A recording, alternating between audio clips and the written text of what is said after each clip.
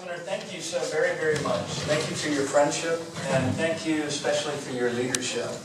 I'm not sure that all of you appreciate it quite yet, but your governor has not only been an outstanding and very effective governor for the people of New Hampshire, but she is fast developing a national reputation because she represents a new way of leadership that doesn't look at any given issue as to whether or not it takes us to the left or to the right, but it's about whether or not it moves us forward.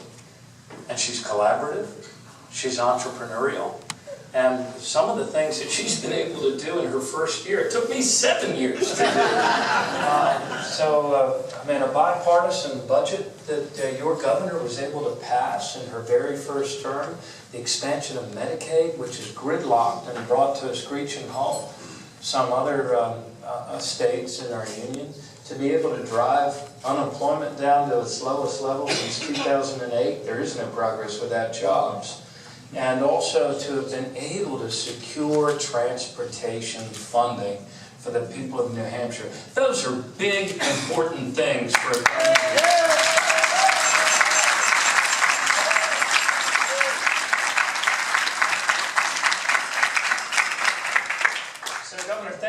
Thank you for leading the way and showing all of us that our government can actually still work, that we can serve the common good, and that we're all in this together. I have to ask you a question now. What's up with the Republican Party of New Hampshire? Do they have no candidates? I mean, I was talking to your United States Senator Jeanne Shaheen on the phone before coming up here. So they had to import a guy from Massachusetts. Did you scare all the local ones away? What the heck's happened to the Republican Party of New Hampshire? And then I also understand that Governor Hassan, your opponent, Walt Havenstein, who I remember from Maryland. He was a business guy in Maryland. And I know, because I know how effective your governor is, and I know that people throughout your state, north and south, are seeing that effectiveness. I do believe and can predict that Walt Havenstein is going to be beaten twice. Once by Maggie Hassan, and the second time when I get back our Maryland homestead tax credit.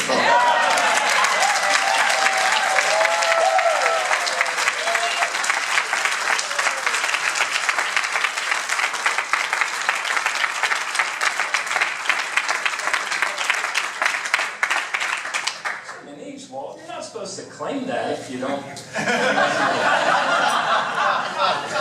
Unless you live in Maryland, which I know you did for like 7 years. Let me also congratulate tonight's honoree, the great O'Neill, Alderman Daniel O'Neill.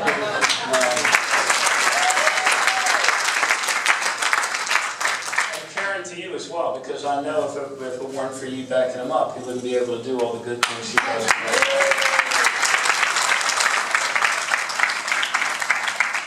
Now, Samuel Johnson, the Englishman, Samuel Johnson, once said that the Irish are a fair people because they never speak kindly of one another.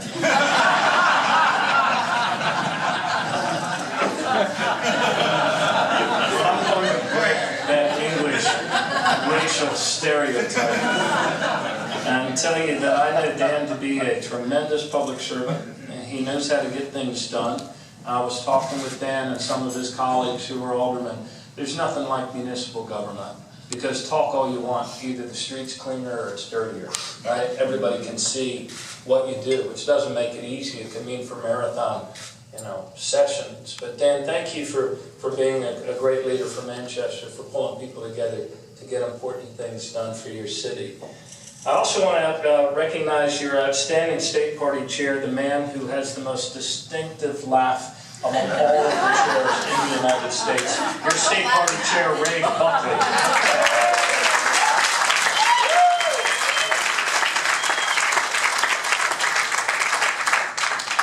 Ray's thinking about that one. Ray is the chair of all of the state Democratic Party chairs, and they were recently in Annapolis, and we really enjoyed having you all there.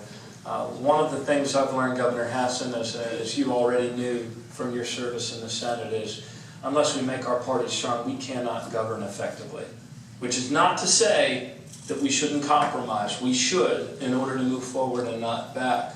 But having you doing the work that you're doing, Ray, and Liz, the work that you do in Manchester, when you make the party strong, you're making it possible for us to govern more effectively for the working people of our states and of our cities. So to Ray and to Liz, thank you so much for what you do.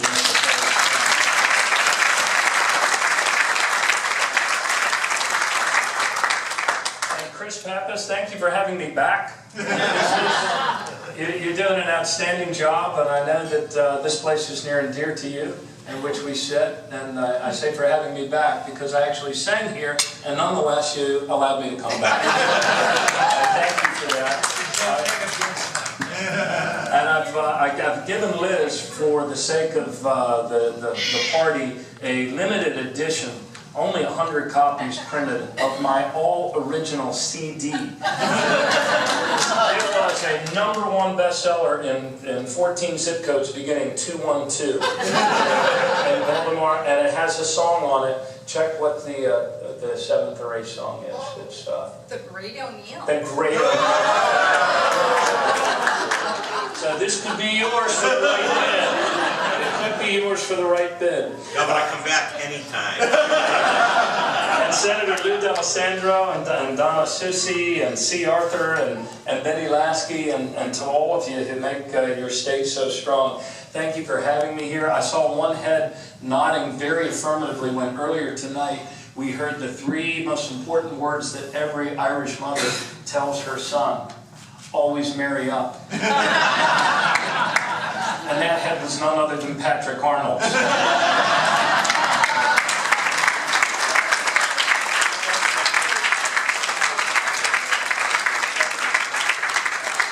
Congratulations on marrying up into the Kelly family. And congratulations on that adorable little girl, our youngest Democrat in the audience here tonight, who's behaving great with her purple shoes. So look, it's a privilege to be here with you on this day. As I know that the theme of the dinner is Flag Day. And Flag Day, of course, commemorates that day in 1777 when the Second Continental Congress adopted the American flag as our national symbol. And at the time they adopted it, it was a pretty new thing.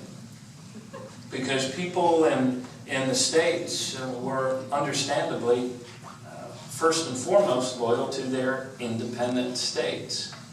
So I wanted to talk with you tonight about not only the flag and that Second Continental Congress that in the American Revolution, the first War of Independence, made her our national symbol, but I'd also like to talk with you in this 200-year bicentennial of the birth of the Star Spangled Banner about the Second War of American Independence, so much of which played out in my home state, in the Chesapeake Campaign, and in the Battle of Baltimore. Because I would submit to you that it was in that Second War of Independence that we came to truly appreciate our American interdependence. The fact that we need each other. The fact that we're all in this together. And as your governor just said, the fact that what's good for human dignity is also good for our economy and also good for our country. So we're going to have a tremendous bicentennial celebration this year in Baltimore. I invite all of you to come down there. And I wanted to share that story with you tonight, because that War of 1812, although every American kid sings the Star Spangled Banner, and as some of us like to boast lately in Baltimore, it was written 200 years ago, and it's still being sung to sell out stadiums from east to west. It was very much a forgotten war in some respects. In our state, it was also a time in our state and also in our country when we were all very divided as Americans. A lot of times we look at the way our current Congress is behaving and we think, oh my goodness, have we ever seen such divided and polarized times before? Oh yeah, we've seen times that were even more polarized than these. And one of those times happened to be in 1812. It was a tough vote, the war resolution in the Congress. The country was so bitterly divided. And in my home state in Baltimore, a mob, a pro-war mob, actually broke into an anti-war newspaper and looted and burned the place down and roughed up the editors pretty badly. So this was a time of great division in our country, and a time when we were even asking ourselves whether or not we were going to allow Britain to define what is and is not an American, or whether we had the ability ourselves, the resolve ourselves, the belief ourselves, to determine for ourselves who our citizens were. They were oppressing sailors on the high seas, and port towns like Baltimore, this was something that struck very, very deeply.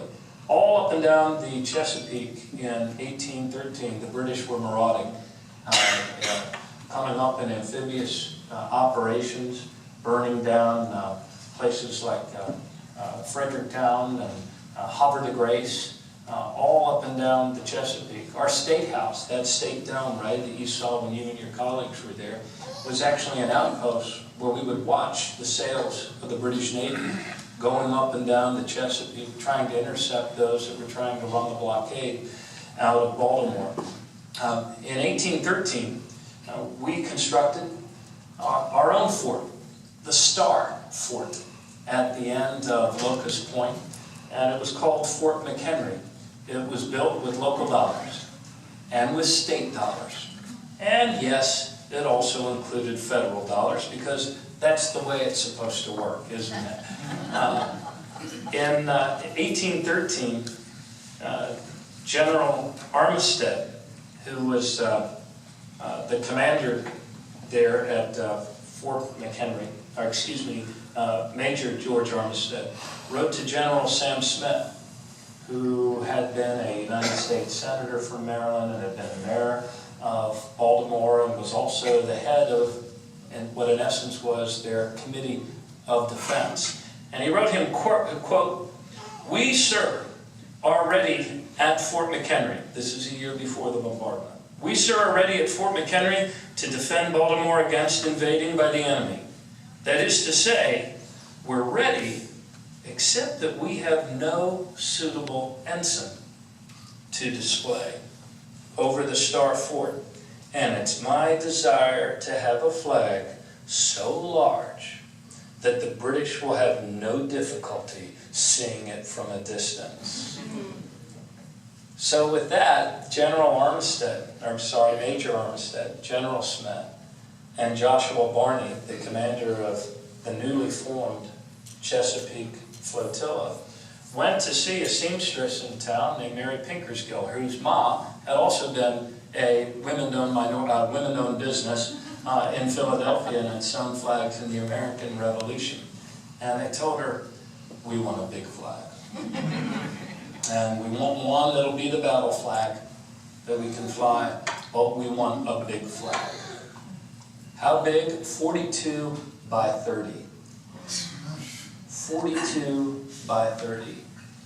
And in this home worked not only Mary Pinkersgill and her daughters, but there was also, in that household, working on this flag, a 13-year-old African-American indentured servant girl. And I've often thought of that image, black and white hands sewing together the stars and stripes of our Star Spangled Banner. And I submit to you the threads that held it together were the threads of human dignity. That notion that we're all in this together, and that each of us is needed. Fast forward a year later, the people of Baltimore would have looked to their south, and they would have seen the orange glow that came from the unthinkable. The British actually, having wrapped up Napoleon over in France, sent a whole lot of troops that knew how to march into death, that were very well organized, that were very seasoned and were very trained. They came ashore in Benedict, Maryland, and they started coming north. And they said, oh, they're just chasing Joshua Barney's flotilla. They would never come to our capital. But they did. And the American militia was routed in Bladensburg, and they marched on to Washington. They burned the White House. They burned our capital. Dolly Madison fled. The president fled. The cabinet was scattered to the four winds. And then the British general, General Ross, turned his sights on Baltimore. And he said, and I'm quoting again, he said, I'm going to dine in Baltimore.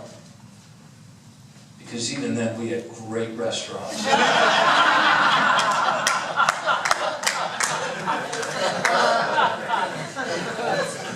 And then I'm going to burn Baltimore to the ground. But the people of Baltimore had something else planned. They did a couple of things that the British had not seen in this campaign heretofore. One of them was, instead of just hunkering down, they actually rode out and they charged the British. Ironically, coincidentally, historically, when the British showed up in our harbor, and the townspeople of Baltimore who had been preparing for this shock and awe coming on their city heard the signal. The signal was a single signal cannon firing from the fort, and then the church bells all started ringing through Baltimore so people could go to their parts in the defense. The night before, Sam Smith had dispatched General Stricker out to North Point, where he guessed rightly that the British would be coming up among the more cleared and level land. And General Stricker set up a point, almost a Thermopylae sort of narrowing there at North Point. And in the very first engagement, though the British outnumbered his forces, two young sharpshooters, 16 and 17, Wells and McComas. Wells and McComas took out the British general in the very first engagement and killed him. The demoralized British Army continued forward. The Americans pulled back, but in an orderly way. And once they got to roughly current-day Greektown in Baltimore, overlooking current-day Patterson Park, they saw something that they had never seen before. It was an approximately mile-long system of trenches from the waterline all the way up around the city to where the new Catholic Basilica was being constructed on the high point, half constructed, which was to have been our Alamo. And in those trenches was every manner of cannon and artillery, pike and rifle that could be mustered.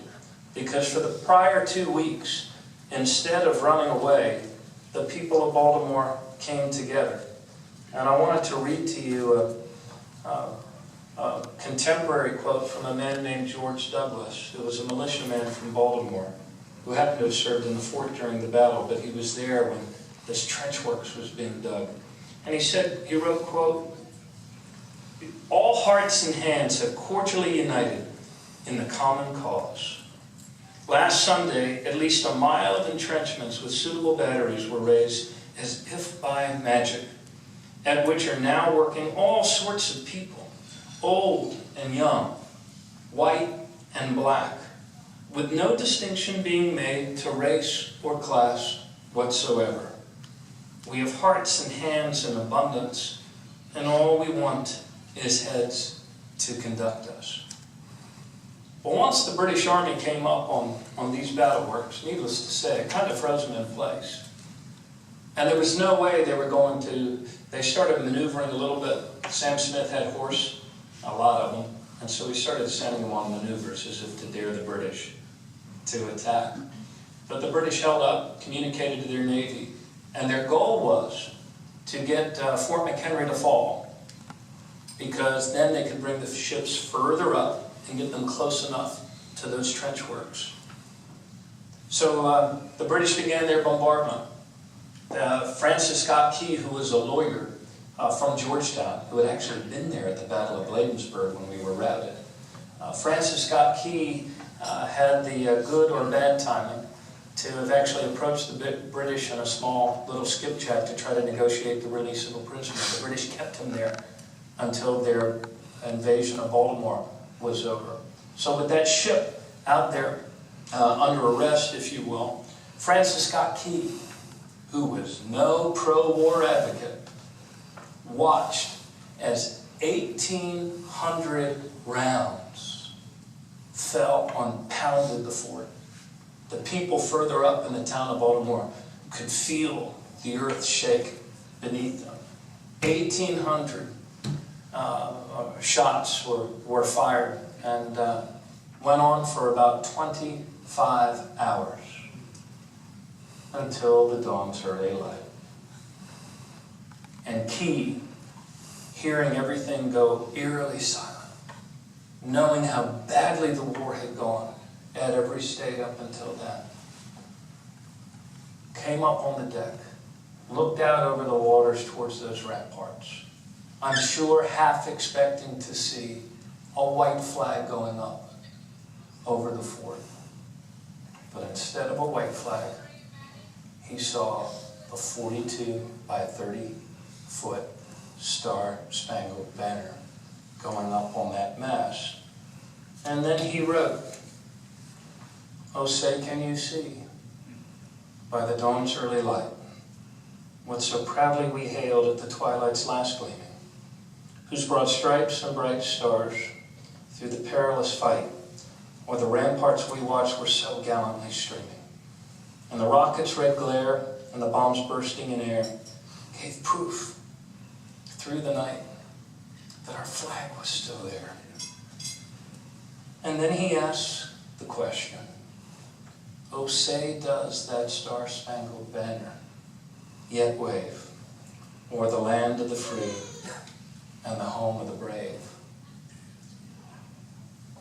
One of the many truths that I've always heard in those lines is that our national anthem is a question.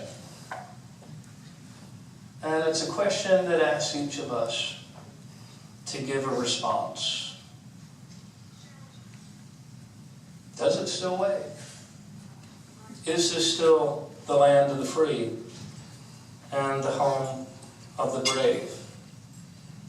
Just as the flag was made stronger by all of the individual threads, so too is our country only made stronger by individual men and women who are willing to pull together, especially in times of great doubt, especially when the night looks darkest, especially when the odds seem so impossibly high to be able to overcome. This is our story, and this is our song. And I would submit to you that the work that you are doing today in that very, very important act of governing ourselves well is the needed story, and it is the needed song. To build an economy with the human purpose, to provide to our people the skills they need to compete, including more affordable college, to help every individual realize their full potential so that our economy and our country, she too can realize her full potential, to create a jobs plan that is a match for the climate challenge, and most importantly of all, to be able to give to our children a more perfect union, a better country, a more secure home, a more prosperous land of the free and home of the brave. This is the work that we are about. And I thank you, Manchester Democrats, for doing it so courageously and so very, very well. Thanks a lot.